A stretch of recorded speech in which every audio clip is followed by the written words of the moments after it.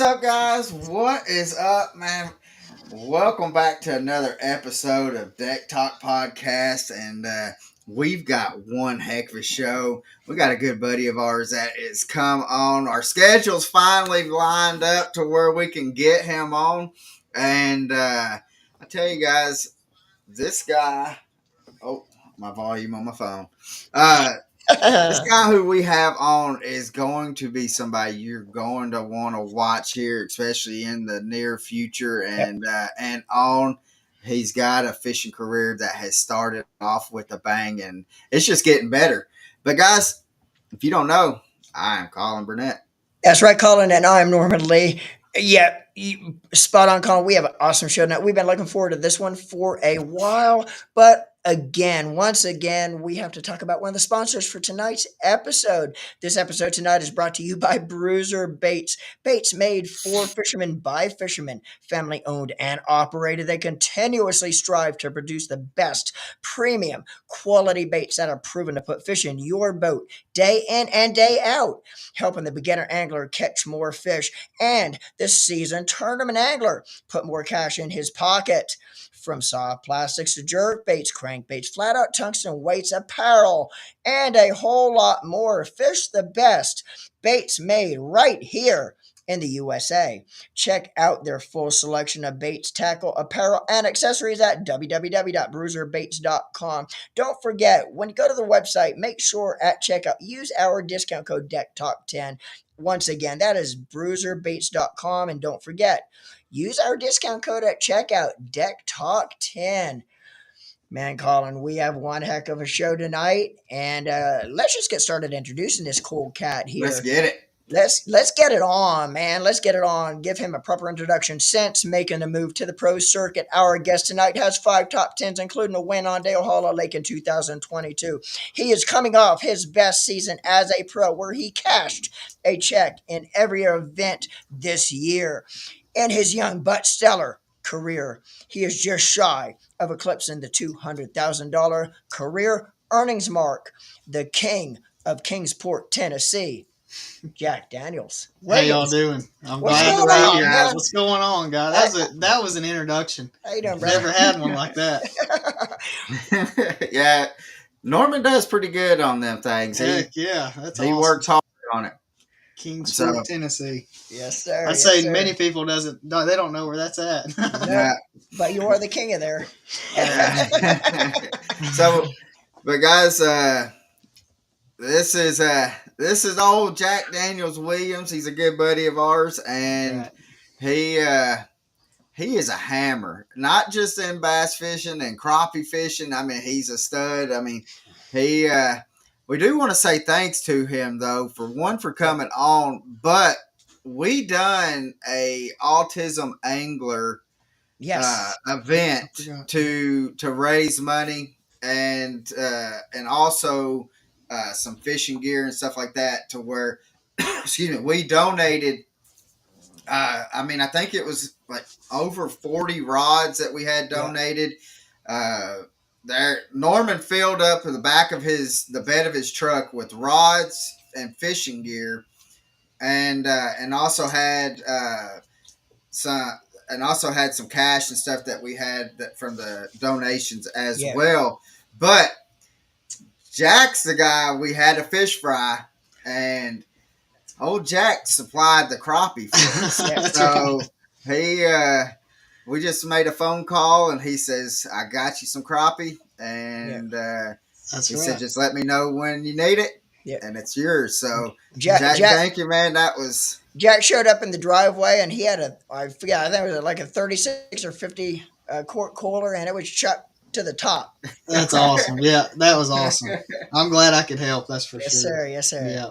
So Jamie Jones says, "What's up, guys? What's up, Jamie?" And shout out to Jamie Jones too, because Jamie Jones had a big part of that event we just talked about with autism. Jamie cooked all the crappie. Yes, Jamie cooked all the crappie, and another shout out to another buddy of ours.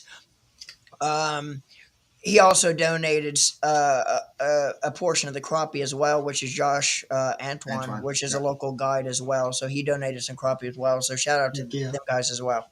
Heck yeah. But Jack, let's talk a little bit about how did you get started into fishing? Oh my goodness. I'll tell you what, my dad, I had a great dad. So ever since I could remember, he fished local night tournament derbies. He had me in the boat ever since I could remember. So definitely my dad, starting me out, getting me into bass fishing. We used to crappie fish.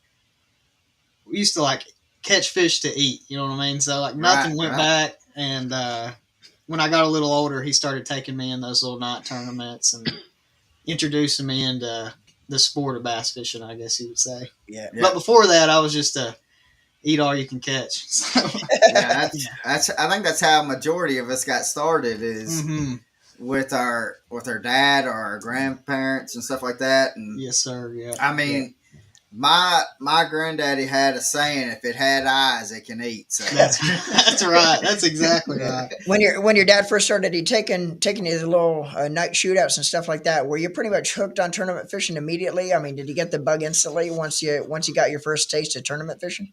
I feel like I did. I was so young. I would say the first time I can remember that. So it's kind of a funny story. I know we're on here talking, but we got plenty of time. Oh yeah, we got plenty. Of time. So I was younger. I was probably from 6, I would say, and on.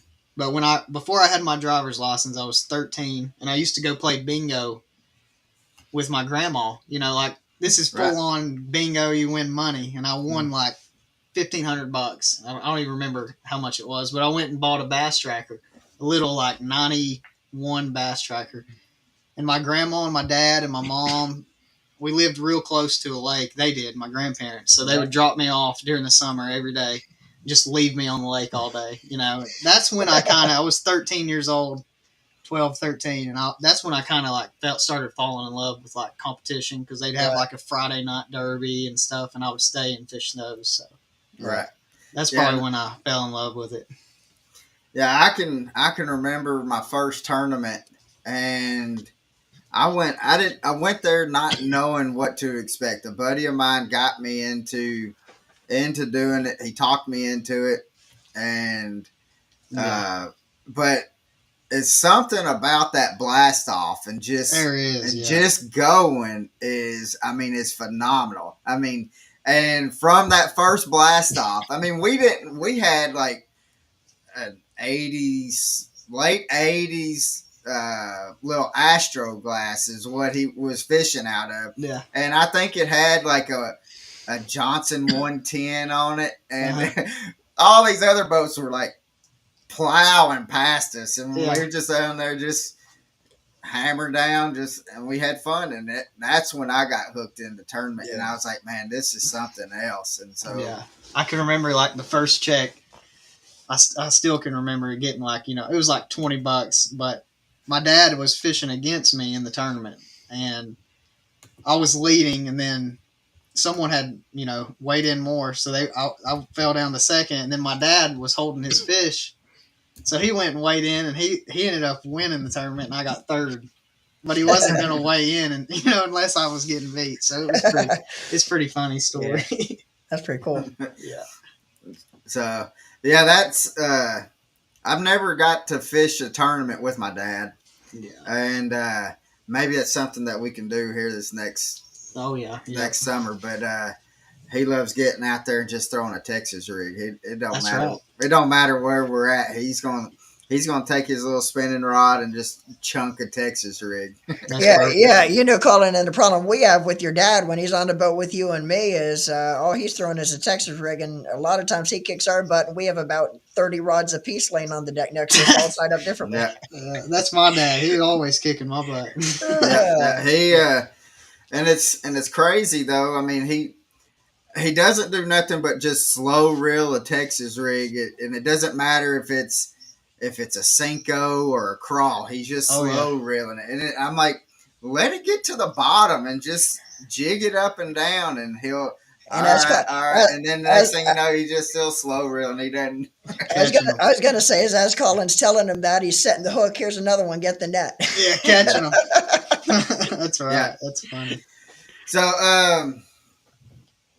So starting out, you started out just kind of just getting stuff for fish to eat, and then got a little taste of that tournament. Oh yeah. And so when was it that you decided, like, all right, I want to make that next step up to where I enjoy these local tournaments, but let's go after some of these big boys out here, and let's try making a living off of it. Yeah. So right up, that time when I was learning, 13 to all through high school, I played baseball as well. So it took a lot of my time, playing baseball, but right. From that time, I was watching Iaconelli and all those guys. You see them on TV, ESPN, so that kind of helped too. Knowing, I always knew I wanted to do it. When it got into my mind, I was like, man, I want to do this for the rest of my life. I just didn't know how I was going to get there at that time yet. So I after high school, I went to a little community college, got 2 years. And then I went to work for Baker's Construction. They're local to our house. It's a big construction company. Saved all my money up, and then I ended up jumping in the Toyotas. I think it was 2020, my first year. 2021, I can't remember. Right. My dad ended up getting sick, but anyways, that's the reason I kind of went, is because I wanted to see my dad to see me, go try to do that. And it kind of like kick-started it. I probably would have still be working, if my dad hadn't have got sick, and it just kind of scared us a little bit, but I'm glad everything worked out. And the Dale Hollow tournament was actually the first tournament he was able to come to. Oh, that is awesome. I'm sure if you go back and watch the weigh-in, I'm bawling my eyes out, Yeah.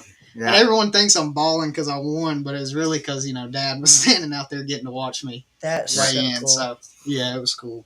I'll tell you, and I don't know if I told you this, Jack, but the first time, like, I was watching online, I was watching the MLF tournament, and I seen somebody them call you up, and I'm like, all right, I didn't know, because I never heard about you or anything like that, and you had on a hat that said Jack, and I was like, man, this kid right here, because I couldn't see the S. Yeah. And then I was like, this kid's a little arrogant. I mean, he's just like out there just talking. I mean, he wants you to know who Jack is. and then they showed when you held up the fish and stuff like that, I was able to see Jack's bait and tackle, and I was like, hey, Kim. Yeah, that's Kim. Yeah. So I was like, I'm so thankful for her. She helped me in so many ways. So, but yeah, she's a good woman.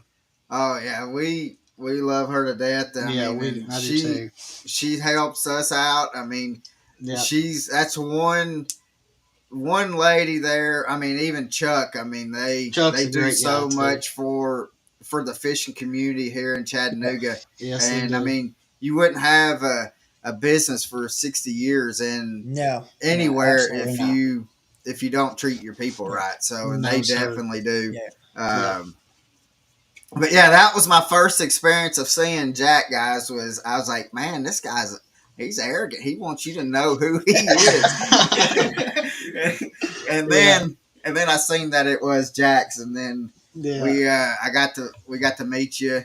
Yeah, that was cool. And then and then I was like, man, this guy's just like us. He's just laid back country guy. Oh yeah. Oh yeah. Just loves talking about fishing. So that's right. But yeah, we can't say enough like how proud that we are to say that you're a friend and to see how well, especially this past year, you really put the hammer down. I'm ready to see what next year is going to hold for you. I hope so. Yeah. Have they released a tournament schedule for next year? They have. Yeah, they did it while I was fishing. I'm trying to think where it was. St. Lawrence, maybe. Right. I think they released one.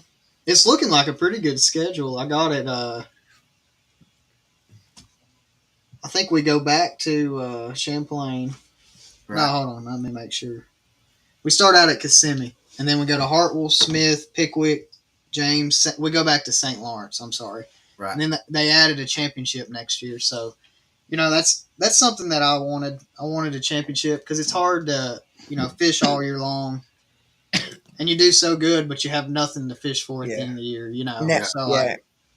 they brought that back, and that'll be at La Crosse, Yeah. Mississippi River, which I enjoyed it when we went there Yeah. last year. Now the championship is a non-points tournament too. You Yes, sir. accumulate all It's your points all in the regular no season. entry Yeah. fee. Yeah, I think top 50 make it. So Cool. yeah, it was a good. I think it's a good thing they did. Yeah. Yeah. Yeah. Now, what? So, because we do a lot of stuff with bass, so I'm more into knowing like what bass, and we just now started here this past year, got in with MLF and doing the media and stuff with the MLF and the Bass Pro Tour. Now, is there's like if you ranks or if you win a tournament next year, does that qualify you for the Red Crest for It the does. following? Yes, sir. Oh Yes, it man, that does. would be Yeah. and that would have been something. I mean, if you could have got, especially next year, it's going to be Gunners. practically in our backyard. Yeah, And exactly. that would I'd like to see how many people's going to be throwing a frog in I March. guarantee it. Yeah, guarantee it. So, but what is your fishing goals? And like, where do you see yourself in like a 5 to 10 year round? Where does Jack want to be in 5 to 10 years? I definitely want to be on like the BPT format, the schedule. This year, I mean, I set a goal. I'm not. Of course, you want to win every single tournament. I go into every single tournament, and I usually, have a plan. I want to win, but you got to be realistic sometimes too. And for a realistic thing for me, not being everywhere, all these bodies of water, I'm just learning kind of. I wanted to get a check in every single event so I could continue to try to do this. And we did that this year, and then next year I'm kind of wanting to like get into the cut at every single event. Right. I barely miss it, on most of them, but some of them I had some 48s, 49 finishes, but I was just blessed to get a check. It was one of those where you're like, oh my goodness. There was one event I weighed in 4 fish the last day, and I was super blessed. Super blessed to get one. So how do you think that you will do? Will it be a big change? I guess it's a 2-part question. Like, how do you think that you will do in the BPT with pretty much every fish counts compared to where you catch a 5 fish limit? It's hard to say. I like the idea of the BPT, but I've never been in that format. I kind of practice for it at every event, if that makes sense. Like I'll go ahead and see, how my practice or how my tournaments are going. And it seems like I like the number deal better for some reason. I don't know. It kind of fits my way of fishing, I guess you would say, at this point. But it's hard to say because, I grew up fishing for 5 fish all my whole life, like we all did. We all have grown up fishing for 5 bites, but it kind of changed. It's just a little change. You just change the way you fish, I guess, just to tweak it a little bit. Yeah. And as a tournament angler too, Jack, there's nothing like walking across the stage, with 5 big ones to hold up.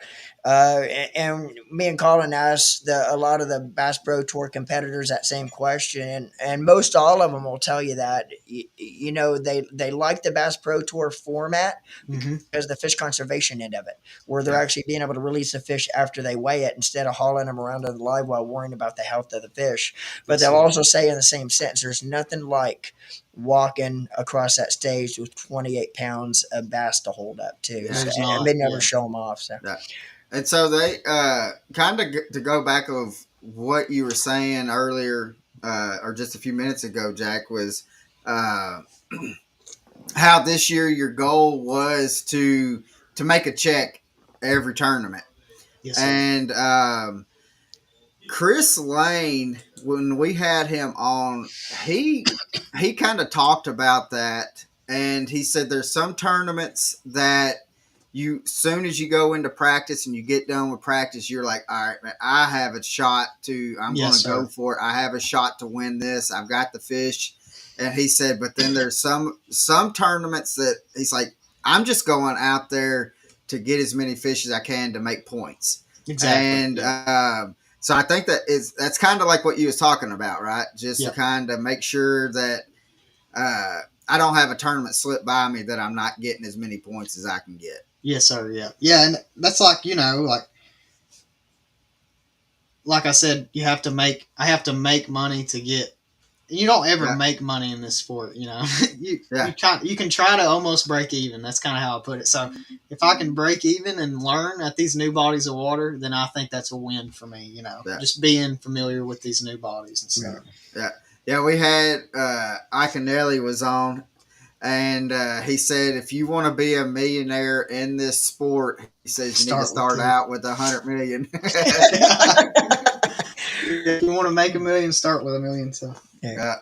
So, but man, were you looking when you had that schedule drop to you? Were you hoping that there's going to say Dale Hollow on that sucker? Oh yeah, I'm sure. Yeah, I'm sure there was a lot of people that wanted to see Dale Hollow on there. It's funny that everyone asked me that, and it's like I don't fish there a lot. It's weird because it's still quite a ways from Kingsport. It's like 5 hours or something. But it's crazy to think about. It was just meant to be, because I've learned so much since then, and I look back on it and I'm like, how the heck did I even catch some? Like how did I even catch them there? Right. Now, do you prefer to fish like a Highland reservoir like Dale Hollow? Yeah, I mean that's where I grew. I grew up fishing Highland, so Right. yeah, I would love to fish all Highland reservoirs if we could. But right, because right around you, what you have Cherokee. We have South Holston, Watauga. Yeah. The BFLs go to South Holston. Watauga Lakes. I mean, it's super good. Right. But so a lot of people don't know about that, so it's probably shouldn't be saying anything. I'm just kidding. I'm just kidding. But they set up just like Dale Hollow, dude. I mean, it's crazy. I felt so at home, when I got on Dale, because I'd never been on it prior to that week. Yeah. I gave myself 2 days of practice because I jumped in Okeechobee and Gunnersville and absolutely bombed those 2 tournaments. And I was like, what in the world am I doing here? I'm wasting a bunch of money. Yeah. And then got in Dale. It all worked out. It was by the way it's supposed to, It's crazy. Yeah, the good Lord has his plan for you. And, he does, that's for sure. And you just gotta be patient and allow him to work it out for you. Oh yeah. But man, I know I'm river fishing, I grew up river fishing mostly. Right. And see, that's how I grew up was river fishing. Yeah. And so going to a Highland reservoir, just to be plain out honest with you, I mean, it kicks my butt. Especially if it's a deep, clear water. It kicks my rear end. Yeah. And I'm like, I can see these fish. I know I know they're there, and it just wears me out. But we're lucky, where I'm from. We got so many options because Douglas was in its prime.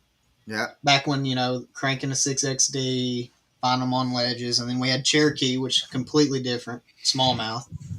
Yeah. And you can go up in the river and flip a jig, But a good thing about my dad is he's strictly a flipper and a power fisherman, and then I met some buddies, Matthew and Gary Hobbs. They were like hammers on the South Holston and Watauga, Highland reservoirs, and they taught me a lot about how to catch smallmouth and how to catch largemouth in that deep, clear water, Yeah. So when I was young, I was getting a lot of good people's help, back home, a lot of hammers. So it all goes out to them, Yeah, and that's one thing that I've seen talking to different anglers and stuff that is making fishing as a living, that they always say is that there's always been a couple people, at least one person that kind of took them under their wing and kind of said, hey, this is how you do it right here. This is what you need to do. So, I mean, it is very important to be able to have that. I mean, because trying to learn it all by yourself. I mean, which YouTube makes it a whole lot easier nowadays. Instead of when we were growing up, we kind of you had to have somebody or learn it yourself. So Yeah, no one's going to tell you. Yeah. right. Yeah. How many tidal fisheries have you went to so far on tour? Have you fished many tidal bodies of water yet, or? I fished Potomac. I did well at Potomac last year. I got a check in it. Right. I'm trying to think if I've fished any more. I got to go to James. I think it's a tidal too. Yeah. But I think Potomac's the only one. But so I live on a little lake back home that it's a small lake. You know how TVA. This lake is like made for flood control. Oh yeah. So like it's literally going up and down 4 feet every single day. So like it helped me on the Potomac living on my little lake. Cool. It's called Patrick Henry, but oh nice, because they bite only when they're generating water. So it's pretty cool to it kind of made sense. Yeah. Yeah, I went by. Speaking of dropping water, Chick is already starting to drop water. I heard that. Yeah. So I think it's down 1.5 feet, 2 foot since when I go Wednesday. Since I went Wednesday, so yesterday morning. How far do they drop Chick in Watts Bar? They'll drop it about 8 feet. 8 feet, yeah. Yeah. Gotcha. Those back home, like 30 feet is what they drop them back home. It's crazy. Yeah, that's nuts. Yeah. That's how you find your summer holes right there. You go out there in the winter. Yeah, just stroll around and be like, there's one right there. Yeah. So, what is there? Is there a place that that you want to go and fish, or you hope that? I mean, we know Del Hollow, but is there another lake or fishery that you would want the MLF to go to where just maybe not the fact that you think that you're going to win, but just for the fact of just having the experience to go and actually fish it. Yeah, so like I am so tired of like slugfest. You know what I mean? Like I like a grinder tournament where everybody's like, "This is going to be terrible." You know what I mean? Yeah. But place that I would like to go back, not because it wasn't terrible. It was just a grind, and I love this is West Point Lake in Georgia. That was a fun tournament for me. I think I finished 12th, and I had an opportunity. I didn't have an opportunity to win, but it was just brought me back to my roots because I think, I weighed in some flipping, I weighed in some shaky head. It was just all around junk fest is what it was, and it was cool. Yeah. So that I hadn't ever fished there, but it's right above Eufaula, I think. Yeah, because we fished Eufaula a month later. So do you like how the scheduling is with MLF, or do you wish that they would have more tournaments or kind of even spread them out farther into to where, because at the beginning of the year, it's always, the first couple tournaments it's just, it's going to be a bed fest, and to me, I think I would like to see that the kind of to hit more into where it's a fall transition, to be able to see the anglers hit a fall transition instead of early spring and go into midsummer. What do you think on that? I like the schedule. I like the way MLF does it. I mean, I feel like, every league that you have, they kind of have like a standard of where they go. There's always going to be. I don't like that necessarily, but I feel like there's nothing we can do. But the good thing about MLF is like Toyotas, BFLs, they kind of make it. Not all of them line up, so they make it where you can jump in some Toyotas or some BFL. Right. That's what I like about MLF. There's so many options, Yeah, and it's almost, if you really wanted to, you can almost go from March till the end of summer. I mean, even till like right now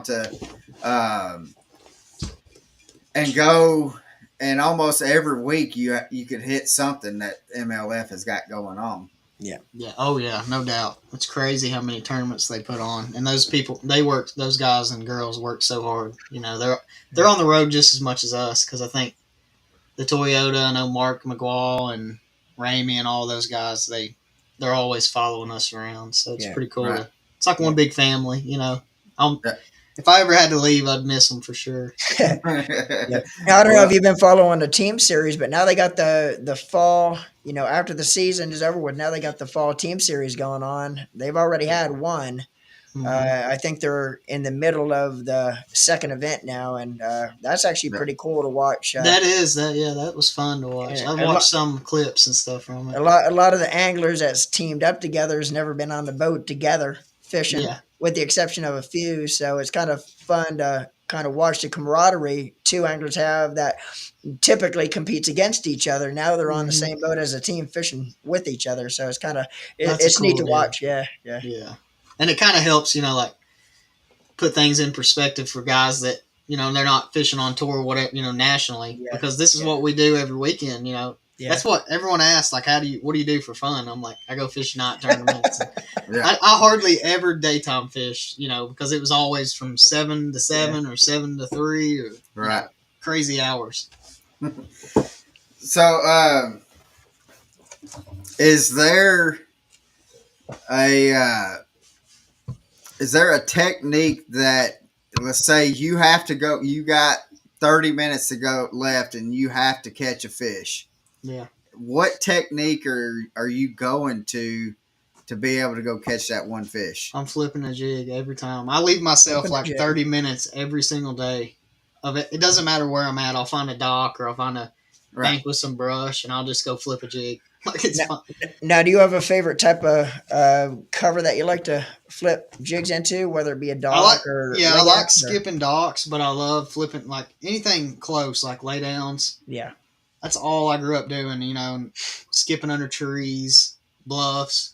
We have a lot of bluffs back home, and I love skipping a jig as far as you can back in like a crack of rock or something, you know. Yeah, that's awesome. Smallmouth. Skip it all the way up under there, and as soon as it starts dropping, you see your line jump about a foot off the water. Oh, my gosh. It's game on, right? There's nothing better. 20-pound fluoro and just winch them in. Yeah. You know what? Having a great conversation with old Jack Daniels Williams, but we have to take about a 30-second break to talk about another sponsor for tonight's episode. Cornfield Fishing Gear, offering electronic mounting brackets you can trust, rock solid engineering, safe and secure, giving you a peace of mind knowing you can focus more on fishing and less about the security of your investment. Whether you're running single units or double units from the console to the bow, they have the brackets that will suit your fishing style. Fully adjustable mountain brackets made, produced, and manufactured in the USA. For more information on Cornfield Fishing Gear, contact us on our Deck Talk Podcast website at www.decktalkpodcast.com. Heck yeah. So, I'm trying to think. I mean, you over here talking about skipping docks and flipping some downfalls. I mean, that's my bread and butter. If I had a choice, I'm staying within 12 feet and shallower. That's what I look for. Yeah. And there's nothing like what you're saying. Skipping it up, you know. I mean, when you skip up underneath that dock and like what you're saying, back up into that little crack or something like that, and you know, oh man, as soon as it hits, you're like, oh, I'm about to. Yeah. You better just hold on. He's either going to break off or he's coming in. Yeah. And that's like when there's been multiple times that I flipped into a downfall or something like that, and I tell Norman or my dad, I'm like, hey, I don't know how I'm getting this sucker out of here, but you just watch the show. Yeah, that's right. My dad always told me to look for spider webs. Yeah, he said because no one else has been throwing back in there. Yeah, and you know, Jack, you probably grew up kind of similar to like the rest of us, really banging banks, fishing stuff we could see. In today's day and age, with the day of lifetime fish finder stuff like that, would you rather be still banging the bank, or what do you prefer, offshore today, or still? Man, I just like catching close and personal. You know what I mean? You don't care as long as you're putting them in the boat, it doesn't make a difference. Yeah, I mean. Yeah, there's nothing better than flipping to me, you know, because I don't know. It does something to me every time I catch one flipping or I feel one hit. You know, I don't. Yeah. I'm not necessarily sure what it does, but it drives me crazy. You know what I mean? Like Yeah. I can't control myself. So if I had a choice, I would go flipping every single day. But Yeah. to make money in today's world, you know, you gotta kind of do different things now. Yeah, Gotta you be have to Gotta be expand. versatile. Gotta Yeah. be versatile. Yeah. So, what was it like? I mean, we hit Dale Hollow a little bit, but I want to know, like, when you come in at Dale Hollow, Mm-hmm. did you know that you had the bag to win, or was it as soon as you knew the scale? Because we ask everybody that has won and stuff, because Yeah. a lot of us, we will never know with being on that big stage, like what it's like to win an event like that. So I try to see how their emotions, and you said something that your dad was there. So Oh we yeah. know the emotions were real. I mean, it was through the roof. And my dad was a nervous wreck. He was already doing math and doing, you know, my uncle was there. My uncle Chris was there. My Daisy was there. My mom was, she was working. She was on the phone with dad. But I had 21-6, 21-7, and 21-13. So like after I got 21-13, I think I came in like 5 minutes early, which is kind of I don't ever do that, you know. But Right. I told my co, I was like, we probably need to go because I've done everything I possibly can. And the good thing is no one knew who I was at that time. There's not one single picture. I think the only picture they got of me was me catching a 327 black crappie. Because like they came with me that morning, and I told my co, I was like, this is the biggest crappie I've ever seen in my life. And it was sitting over like 50 foot of water, suspended in like 3. And I picked my crappie rod up, my ACC, threw it over there, and hooked him on, and they got him netting it, and I was holding the crappie up, and I wanted to I was like, can I put that in the live well? And they're like, I probably wouldn't risk none of that. So I was wanting to mount it and do all this. But Now, were you leading that event going into day 3? Or no, I'm trying to think. I think I was like in 7th, and then okay, 3rd, and then so you were sitting in the hot seat and had to wait in the hot seat until a few anglers weighed in until the last 2 was standing on stage. I think Yeah. I was in 3rd the final day, going into the final day. So I had to got wait it. for 2 people. So when you and the last 2 anglers, yourself and the last guy to weigh in, when you both were standing on stage waiting to weigh the fish, did you know before you weighed your fish, or did you kind of have an idea that you had him beat, or So you when didn't know until the in the scales Toyota, hit? you know, like in the Toyotas and Invitationals, you line up. There's only like 25 or 30 guys, so you line up on the bank, you know, and it was 1, 2, 3, 4, all the way down to 25. Right. So I was right within length of them. They looked at me and they're like, "Do you have them?" I was like, "I got them pretty good," you know. And I was like, "How about you?" And they were like, "No, we didn't get them today." So I kind of had an idea, but then I started, you know, the emotions started coming, so I was like, "I'm not even gonna ask any more questions." I almost started crying right then. Yeah. So let's I want to turn from bass fishing, Jack, and talk about some crappie fishing. Oh yeah. But before I talk about crappie fishing, you're actually waiting by the mailbox for the next couple of days to be able to get your captain's license. Yes, sir. Yep, it's coming. And so that's exciting. And Yes, sir. in which we talked earlier and about it, and I'm waiting for the day that I could say that I'm waiting on it, because I'm Heck going yeah. through the process. And Yeah, anyone who's been through the process knows it's not. You know, it's pretty hard to get.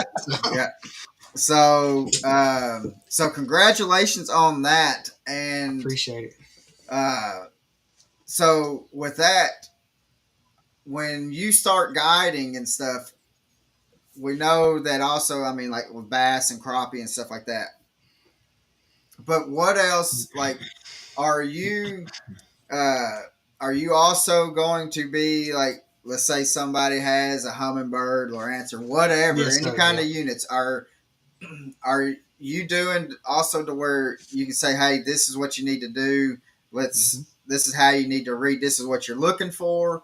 And if you're wanting to also learn a little bit about forward facing sonar, are you actually doing that as well besides fishing and catching Yes, bass and sir. crappie Yeah. and stuff? So Yeah, that's something that I planned on doing quite a bit of. Hopefully, if anyone wants to go out with me, but yeah, I wanted to help everyone learn. Try to learn as much as I can. I've so far. I need to get on social media. I've got so many videos I want to post about how to present a bait to a crappie or to a bass. I'm getting on that. Promise. Swear to it. But I'm going to try to. Yeah. If anyone wants to go out and any kind of electronics, I've used almost all of them. I'm not so familiar on the Mega Live stuff, yeah, but I've used all the forward facing stuff you can have, all the side imaging, mapping as well. So I yeah. know there's a lot of questions. It's overwhelming to a lot of people. I was lucky enough to, well, I'm lucky enough to have enough time to study it every day. So Right. that's one thing, blessed to be able to do that. And I just want to kind of help everybody, Well, and expand it their helps, knowledge. right? And it helps out though because to be able to have like a platform like this and be able to talk about forward facing sonar, it doesn't really do its justice No. until you could actually get out in the boat with you and Yeah. and have that one-on-one to where, because you can say, hey, I'm looking for this is what I'm kind of looking for, but Yeah.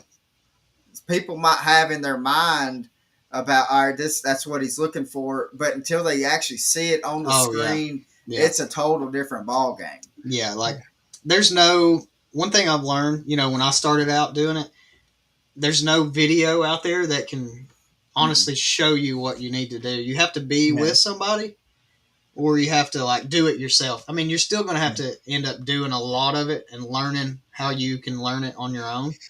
But having someone there that spends a lot of time on the water and is right next to you is going to be, it's going to be the deal for forward facing. I actually have a setup on my boat now. They'll have their own screen and their own foot pedal, so they'll get the feel for it. And I'll have one on my trolling motor as well. But there's another setup up there, so they get their own feel and learn how to do both.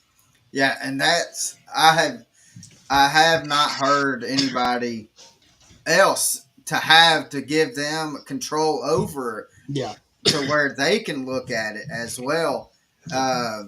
Yeah. That right there, that's a game changer. Yes, sir. Because that's a sneak peek there. Yeah. No one heard that yet, so no. Only on here. But so how? Let's say, when are you expecting to be able to start guiding? I know you said a couple days. Yeah, as soon as I get it in, I'm gonna. I've already got some guys lined up. Yeah, I'm gonna start. I already got some guys lined up for whenever I get it, but I'll advertise it as soon as I get it in my hands because I don't want to. Well, let us know as soon as you get it, and we will we'll advertise it and we'll put it on our we'll blast it on all of our social networks. Like yes, sir. Yeah, I want to. There's so much stuff going on about it. I said I wasn't going to talk about any of the crazy world right now, but I just want to kind of like let people understand it's not just going out there and they just jump in your boat. It's crazy the amount of time and practice these guys have had to do. Yeah. To be able to catch fish on it.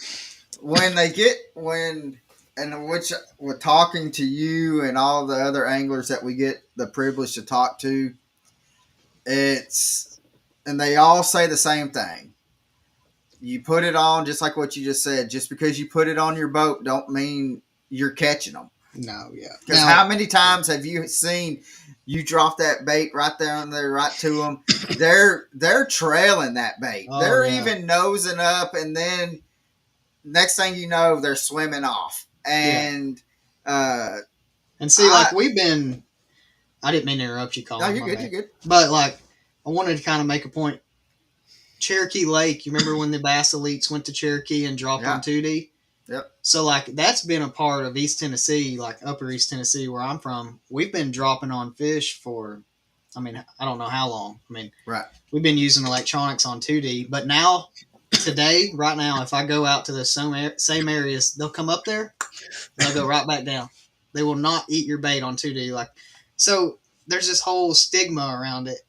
these fish know they'll end up it's all going to evolve into, so the people who stay on the water and it's like learn how to make these fish bite, they're going to Yeah. stay ahead. Yeah. So Well, and I don't want to stay on the forward facing sonar subject too terribly long. yeah. I mean, because we're already getting questions or talking about it and stuff, but Yeah. The fish are adjusting already. Just in the short time frame, they're already adjusting to it. I've seen in just the time frame that I've had it on my boat, the year and a half that I've had it on my boat, they're already adjusting. I've seen to where it seemed like it was a little bit easier when I first got it to catch them on it. Yep. But Yes, sir. Yep. but now it's kind of, I mean, the fish have been hooked, so Yep. they And they live a lot longer than crappie. That's what I tell people. So yeah. crappie only live 4 years, and it's a great starting point to fish for crappie. So no matter how big a crappie can get, it's only going to live 4 years. So, Right.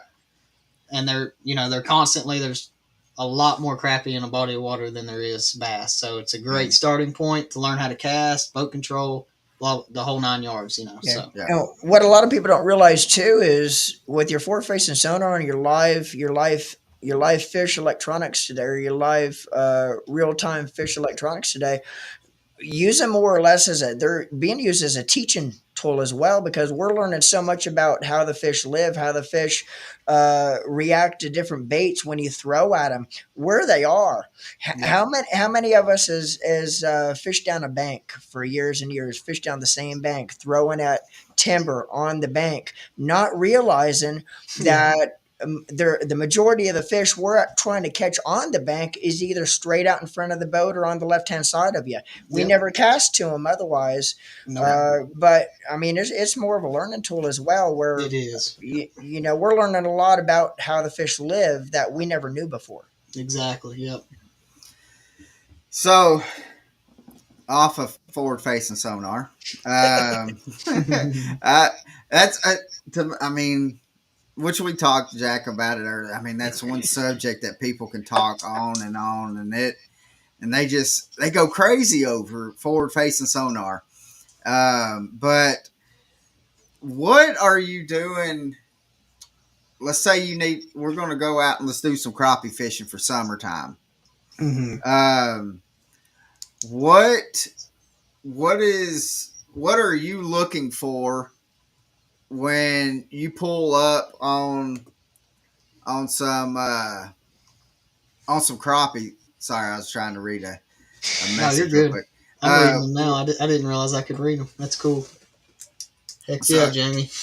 Yeah, you're right, Jamie. And but what are you looking for when you're throwing crappie? And are you using a little lighter or heavier crappie jig when you're crappie fishing in the summertime than you are? Because I know, like during the winter, I'm usually throwing like a 1/32 Yeah. crappie jig, trying to get it, and I probably have like 2-pound test line. Yeah. And so what are you looking for, and what kind of bait are you using for, like, let's say right now with the summer to end of going into fall transition? Yeah. So I'm honestly worse crappie fishing than I am bass fishing. I probably have more rods out crappie fishing than I do bass fishing. But the summertime, they seem to be more finicky for some reason. Yeah. I use a 30-second a lot. I like to fish shallow a lot of times, but it seems like in the heat of summer, the cold of winter, they'll be a little deeper.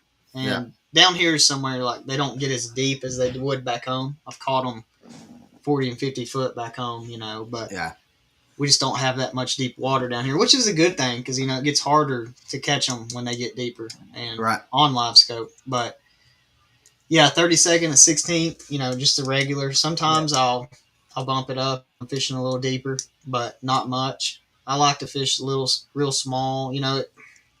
I could go on and on about this. I don't know how many people care, but there's a difference in black and white crappie, So Your white crappie eat shad. They'll eat a bigger bait. Your black crappie, they're bug eaters. They eat smaller baits. There's just a lot of science behind it, and I'm thankful for Daisy's dad. I mean, he fished American Crappie Trail, and he fished a Oh, so bunch you of got another professional. hammer that's right there. Oh yeah, he's a hammer. I'm very thankful for him because he's the one that kind of put my foot in the door towards live scope, because we Right. started crappie fishing a little bit, and that opened up everything. I started thinking about stuff for bass, and he's a hammer on live scope, that's for sure. So Brenton asked, how many lines can you run? I guess with crappie fishing. I don't know. In the tournament, I just Yeah. single pole. They call it single poling or casting. A lot of the big crappie tournaments, they're using anywhere from a 12 to an 18-foot rod and dabbing it on them. But I do a lot of casting with a spinning reel. I don't. Yeah. It depends on kind of like water clarity and stuff like that. We have a lot of clear water. We don't have a lot of muddy water here, so you can't get close enough to them. 20 foot's about the max. So you have to hold a long rod all day, and that would be terrible. And Brenton, to kind of clarify that question a little bit, if you're actually talking about bass tournaments, you're actually only allowed in any tournament, whether it's a club level tournament or the pro circuit, you're only allowed to have one rod and reel in your hand at a time. So one line ran at a time. Yeah. I didn't realize if he was asking that. Or, I don't know. There's spider rigging as well. You can have. Yeah. I mean, because if they're just out there just crappie fishing amongst buddies and stuff like that, or trying to fill up a live well to eat, have as many as you want. They're going to have, I've seen them have 8 to 10 rods hanging off that sucker. Yeah. So, John Pate says, what is your favorite line and what pound test do you prefer? For anything? I throw braid. He's a bass fisherman. Perfect. And, well, he's down down close to the Everglades. So he is what they call the original king of the glades down in that area. So he's a big braid guy. Yeah. So he also and John, I think is it red line? I can't remember who makes it, but it's red. It's a red line. Okay. And I think he fishes with 20 pounds. And he was telling me last time I was on the phone with him, he said, I need to go to Walmart. Walmart's the only place that carries it. Heck and yeah. he said, that's the best fishing line that you'll ever have. John, leave a comment, because I've got comments on that we have that you can see some of them, Jack, and then but Gotcha. A lot of them's also from my phone watching from. But John, tell us what kind of line that is that you use. But I throw vicious braid a lot. I don't know if you've used any of it, but I like vicious braid. How does it hold? I've never thrown it. How does it hold up? Because I throw a lot of the Seagar.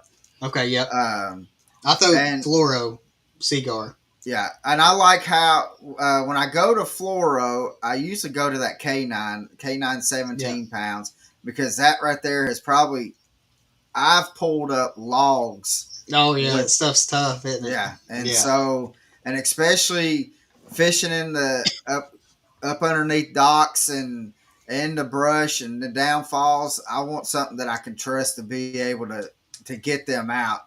And so how does that vicious line? Is it a thin? It's like a vicious braid is what I throw. So it's a thinner diameter. I use 7 pound a lot for like anything light that I'm throwing, but 10 and 15 for like bass stuff. Really. Now, do you tie a fluoro leader into clear lakes? I do. Yes, sir. Braid? Yeah. And you FG. That's what I was about to ask. Yeah. And I got to learn how to tie that FG knot, and because the video when I first tried to see how to tie it, and it told me like how to, like, you got to hold the line and have tension on it with your foot and have one in your mouth and all this and that. And I'm like, I tried tying it, and then I was like, oh yeah, this is going to hold. And then I went to go hook set, and It Yeah. it didn't. I saw somebody showed me how to do it. I'm trying to think who it was. He said I wrap it around my 17-pound test line Cajun red. Cajun red. Cajun That's red. it. I've heard of that. It's like catfish. Yep. Yeah. So heck he yeah. says that's the best line that you can ever have. He says if you don't have it on there, you don't know what you're doing. That's cool. That's what he told me. Heck So, yeah. but yeah, I got to get me some of that and try it out. Yeah. But do you know Caleb Bell, Jack? I don't think so. He's a local. He's a YouTuber, but he's Okay. also a guide Uh-huh. on Chick and Nickajack. And I went out with him last week. He ties an FG knot that he said that you don't even have to have tension on it. You can tie the FG, and I got to get him to show me how to do that. Really? Yeah, that's cool. So, Need to see that. but so with you guiding, what lakes are you primarily going to focus on with guiding? Oh man, I'm gonna do Watts Bar and Chickamauga for sure for crappie. Yeah. I was thinking about going down to Nickajack a little bit. I've never been on Nickajack. I drove over it several times, but Right. yeah, Chickamauga, Watts Bar. I was thinking about throwing some little further out lakes around, but I don't know yet. You know, Right. some spotted bass lakes. Yeah. Have you ever fished Parksville? Yeah, I have. Yep. So Yep, I have. that's one lake that I have a love-hate relationship with. It's kind of like a Highland Reservoir, you know. Yeah, it fishes very similar to a Yeah. Highland. So yeah, we had some good success on last winter on there. So With some good old spots. Mm-hmm. Yeah, there's some. I want to go back to Lanier. I mean, because they've got some monster spots in Lanier. Oh my goodness, yeah. Yeah. Have you fished Lanier? I did. I fished this past winter with my buddy Emil Wagner. I'm sure you've heard of him. Yep. Yeah. Yeah, I fished with him there. So he was always on them there. I got lucky to fish with him. Oh, here's a good question right here from Jamie. If you could make the same money fishing crappie tournaments as bass tournaments, which one would you do? Oh, that's a tough one, man. Oh, Jamie, you got me on that one. I don't know. Probably crappie, to be honest. So, how does a crappie tournament? How does it work? I mean, because I've never done a crappie tournament. Well, they're going through that. They're going through a bunch of stuff too. You know, it's hard to get money in crappie tournaments for some reason, but I think that's going to change. You know, with technology and stuff like that, when people find out about it. But usually it's 7 fish. They changed it to 5. They changed it to numbers. There's all kinds of stuff you can fish, but majority of the time it's 7 biggest, and I mean, it's taken 21 pounds in 7. You know, Wow. Majority of places. Whoa. They fish down south. You know, so you're looking at a 3-pound average.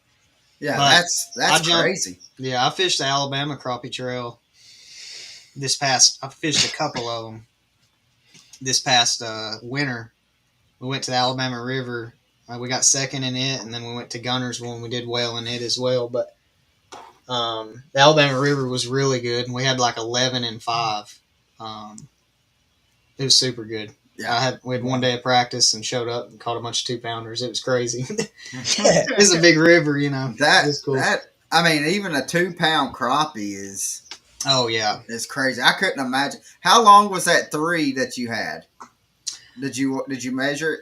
I didn't measure. I'm far behind on that. A lot of those guys measure them, but I would say it's close to 16. You know, Yeah. I mean, it'd have to be. I caught a 304 the other day on Chick. It was a big hybrid. You know, that'd be like 3 or 4 that I've caught over 3 on Chick now. So it's pretty special to catch them on Chick like that. You know. Oh yeah, to me, I don't know why. but I love catching those magnolia crappies, or the black nose, what everybody calls them. Oh yeah, yeah. And I don't know what it. I guess it's just because it's so you don't catch them that often. Yeah. But Well, just to be able to get into them. I think they stalk those. Did you know that? No, I didn't know that. And then once they get so, I think that once they get so, I may be telling you a dead lie. I'm not sure, but I think once they get old enough, I think that black nose goes away. I'm not sure though. Really? Maybe. Don't. Yeah, you have to fact check me on that. But I'm sure somebody Kevin will. will know. Yeah, somebody will. But I'm almost 100% sure they stalk a black nose crappie. So, man, yeah, that's amazing. Yeah, and I know I'm waiting on the wintertime though. I mean, because wintertime you can go to almost any dock and just be able to just slay, just go. Exactly. You catch as many. You bring a clicker and you'll turn that clicker as fast as you want. That clicker won't even get out of your hand. No, yeah, it's cool. It's cool. But we've had you on here an hour, brother, and doesn't feel like it. And that's what we tell people is like once we get talking and we go down so many rabbit holes, it's not even funny. We don't even get to talk about half the questions that we want to ask, and because we just kind of go with it. But we'll be back on for sure. Yeah. Oh, and we need to get out on the boat, and we'll do some filming. And I got some big cameras, and we've got I got 2 drones, so we can do. If you want, we'll get out there, and you can be out in your boat, and I can get in mine or Norman's, and we'll fly the drone if you want to do something to have a little video advertisement for your guide service. Shoot a promo for the guide service, and we'll get out there, get some drone footage of you, and put a little promo out for you. That'd be awesome. Yeah, that'd be great. But so with that, I'm trying to think. Would you want to fish in a tournament that's in the Delta or at the Delta? In the Delta, California. Oh my goodness, yeah, I would. I have a buddy that lives out there. I met him, Jordan Collin.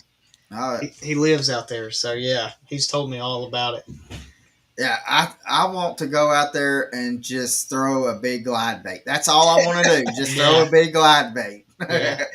My arm will be dead after it. Throw those 12-inch rainbow trout imitation baits that they throw for them giant bass up there.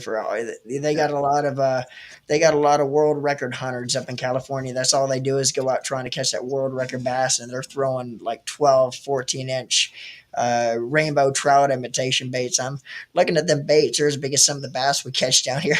Yeah, you need to get him on and talk about it because he fishes. He's a straight hammer out there. He qualified through the Toyotas and made the pro circuit. Yeah, we haven't had anybody from California, so if you help us get in contact, no doubt, he's in a contact good with dude him. too. Yeah. He's just That's like awesome. us. Yeah. Another quick question before we let you go. Let's see, where was it? It was on. I'm trying to figure out what has been the most exciting fish catch that you have ever caught. Most exciting.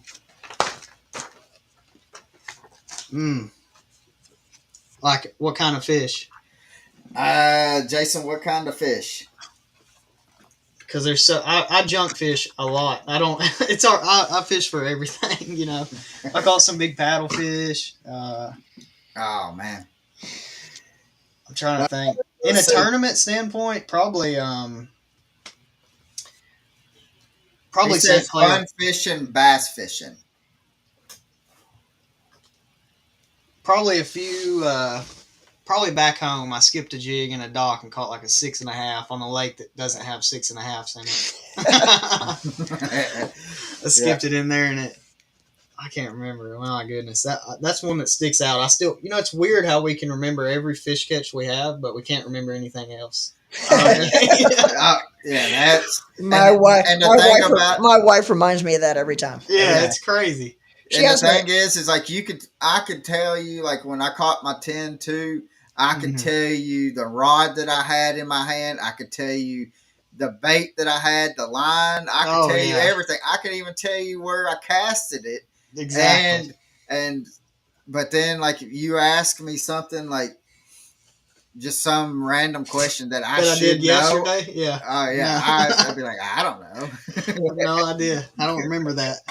Yeah. My wife will ask me a question about did I do something she asked me to do a week ago, and I'm like, oh man, I'm sorry, baby, I forgot. I'll get it in right now. And she says, why do you remember where you were, what bait you were throwing 2 years ago when you caught that 5 pounder on Yeah, a certain stump, but you can't remember to do a simple little chore I asked you to do? that's Like, well, funny. I don't know. Yeah. Another question is there? Let's see. Hold on. I gotta scroll back to it. Where is there a place that's out of the country that you would love to fish? I want to go catch a peacock bass over in wherever they catch those at. Brazil. Yeah, Brazil. Yeah, Yeah.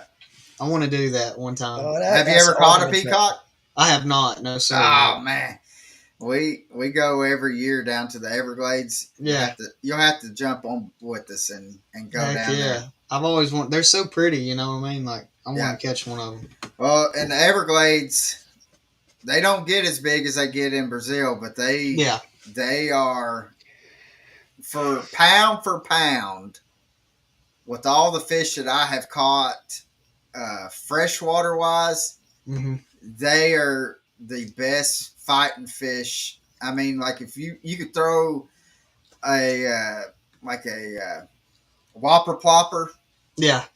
and just kind of, I mean, it don't even matter if you're slow reeling it, burning it, and they'll nail, or a spook or something like that. Uh They'll huh. hit that top water. It sounds like you're throwing cinder blocks down into the water. Is how I've hard they seen hit. that. I've seen Yeah. some videos. I want to catch someone on top so bad. Great old big one. Yeah. So, but yeah, we go down there every year right after ICAST. So we'll That's cool. we need to get Heck yeah. we need to get a group of people just to go down there and just make a make a trip out of it. So, Yeah, that's cool. That'd be fun for sure. but uh, with that being said, we had you. It's almost an hour and 10 minutes, brother. We don't want to keep you. No, We you're know that you're fine. busy and all that.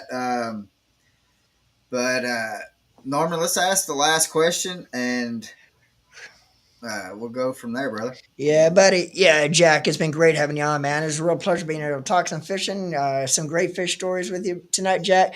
And before we get into that last questions we ask everybody that comes on the podcast as a guest, make sure to catch us live every Thursday, 6 p.m. Eastern time, time, same channel, whole 9 yards. Next week, we have one heck of a show coming up. We'll have Bass Pro Tour Pro Bobby Lane's going to be our guest next week. Oh, Uncle Bob. That's Uncle cool. Bob, he's going to Yeah, be on. you'll have to And tell him. yes, sir. But make sure to go to our website at www.decktoppodcast.com where you could find, typically we have our 2 months prior schedule listed on our Yep. schedule. It's going to have our guest lineup for the months coming up, so you can actually see who we're going to have coming on, what our schedule is, along with a lot of other stuff. So make sure you go to our website and check it out at decktoppodcast.com. But going to have a great episode next week with Bobby. But anyway, Jack, if you were to have one person on your boat that you could fish with for the day, and this person could be passed away or still with us, who would that person be, and why would you want to have him on the boat to fish with for the day? My dad, 100%. Every day, I don't get to fish Awesome. with him as much anymore, having this life that I'm living now, but Yeah, every day I wish, he could come with me. So, Yeah. awesome. no doubt. So, man, Jack, thank you so much for coming on, brother. Yes, sir. And, I appreciate y'all so much. Yeah. Oh, real quick, if people are, I know you said something that you're not really on the social media as much as you would want to Should and be. need to be. Yeah.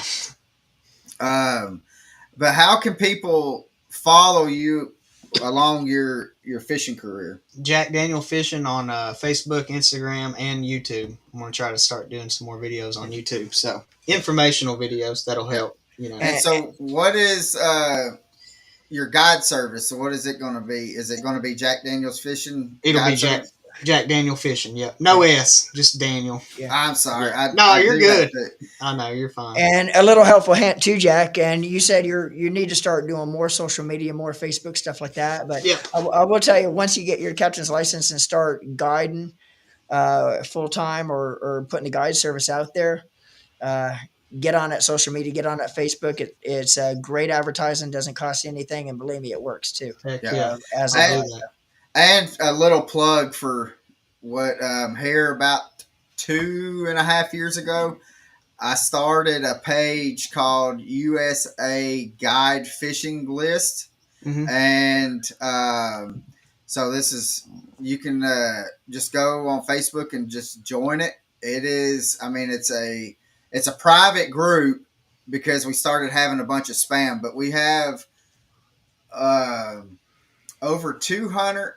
Last time I counted, it was like 260 guides From over 30 38 states. Yeah. in 38 states. Yeah. So What'd you say it and was? U.S. Guide what? No. USA Guide Guide Fishing List. Yeah. And so, but you can, once you get started, just post on it to where people will know that you're doing. And then, because people will ask on there, like saying, hey, I'm coming to Tennessee. Is there a guide? And that's what I wanted it to be, is just to where a one-stop shop kind of deal to where people can ask. And That's cool. I found it. Yeah. And so, so for everybody that's that may be looking for a guide, if you're going on vacation or going out of town and you want to go hit a lake and stuff, go check that out. And Jack's going to hopefully be on there posting some pictures and stuff. And make sure you reach out to him. And I mean, because just the knowledge and stuff that he has, I mean, it's just phenomenal. We love talking to him. Yeah. And to be able to have that one-on-one time, especially learning about the units and forward facing sonar, is by far probably the best schooling that you're going to be able to get, guys. So go check him out. And thanks for watching. And hope you have a blessed day. And we'll see you out on the water, guys. Live the passion and tight lines. See you.